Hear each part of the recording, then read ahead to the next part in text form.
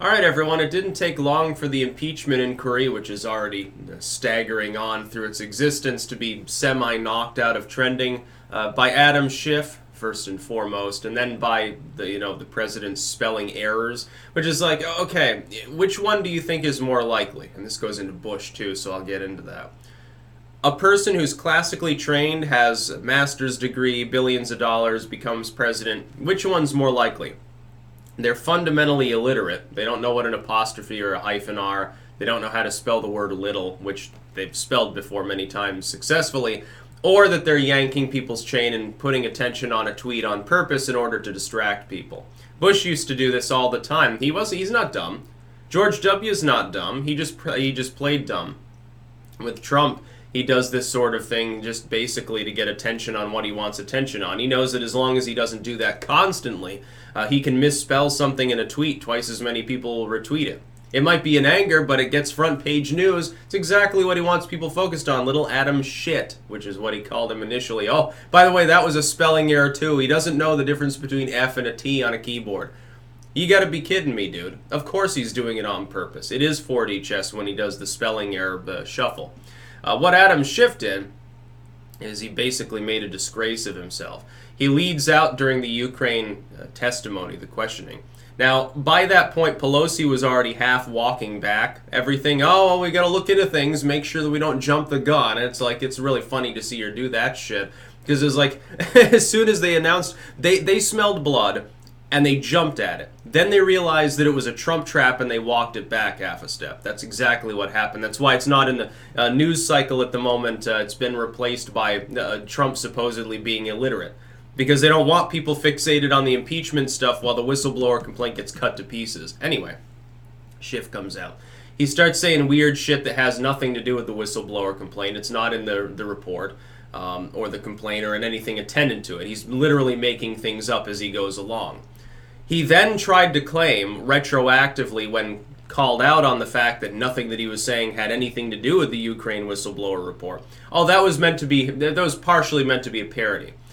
So you were attempting to paraphrase, but that doesn't make any sense. Paraphrasing is you're taking the basic gist, the sum and substance of something, and boiling it down to something more easily understandable, more simplistic, more easily digested. That's not what you did. You sat there elaborating on supposedly what was in the report. You were trying to make shit up in order to get phony sound bites going because you understand the 24-hour news cycle and how it works. That's what you were trying to do. You were trying to do the thing where you tell a lie early and often enough so that it sticks in people's head as though it was true. I've seen this happening within this electoral cycle many, many times. People will run with a story, and even when it's corrected, most people will still believe the initial story. There are still people that believe that the Covington students were a group of Nazis that were primarily there to be hateful and yell about minorities, and that went and did war cries at a bunch of blameless Native American marchers out of malice or malevolent intent in some way. There are people that believe that.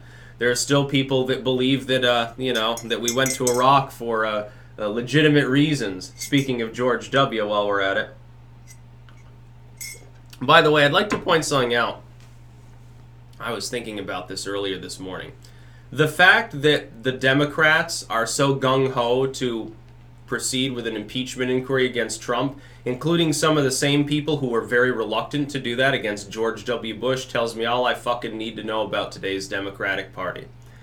A bunch of sellouts, corporate pawns, warmongering assholes, a bunch of pawns, a bunch of stooges. That's what I see. They don't give a shit about the poor. They don't care about immigrants or the environment or anything else. They just care about their own wallets. Now, that's basically same old, and it's not like there aren't a lot of Republicans that are fundamentally the same.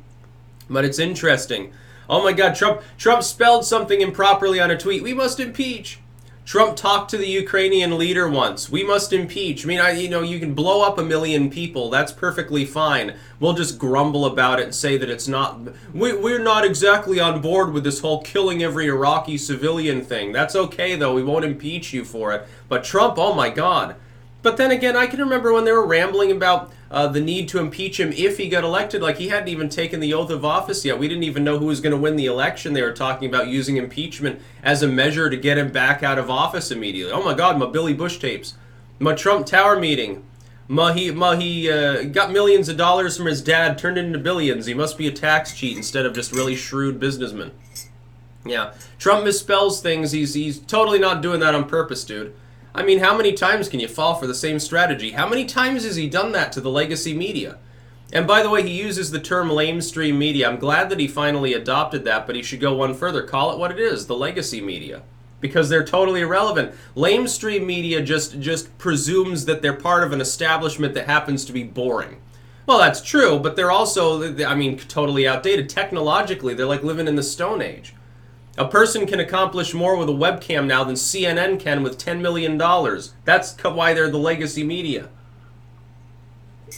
They're not the main. So, by the way, Paul Joseph Watson correctly pointing out, God, this was a month ago, that you shouldn't call them the mainstream media, because that beckons the idea that their views are mainstream and not what they really are, which is fanatic. What they really are is a bunch of corporate hawk fanatics. I mean, they've got nothing but ill intent. They're a bunch of billionaires, basically, that run these multinational corporations that are steadily trying to erode the Western civilization. That's not a mainstream goal. That's not a sane goal. That's not something that a rational, good human being would try to posit as a good future for the world. Don't call them the mainstream media. Call them the lamestream or the legacy media. Somebody, I can't remember who it was a couple years ago, said mollusk media as sort of the stand-in between the old guard, like the real corporatized, like the New York Times style media, and then the new independent media. You have the missing link media is what I've started calling it, or the mollusk media, which is people that are semi-independent, like a salon. They're independent. They're not a part of a multinational necessarily. They're technically independent, but it's still a bunch of lies and corporate swill and propaganda. Poor Adam Schiff. I mean, this is even worse than a normal defeat. The Democrats already looked at the situation within hours of Pelosi's announcement, said, oh shit, we might have stepped in doo-doo because I don't think we can actually impeach him for this. Quick, we got to run damage control.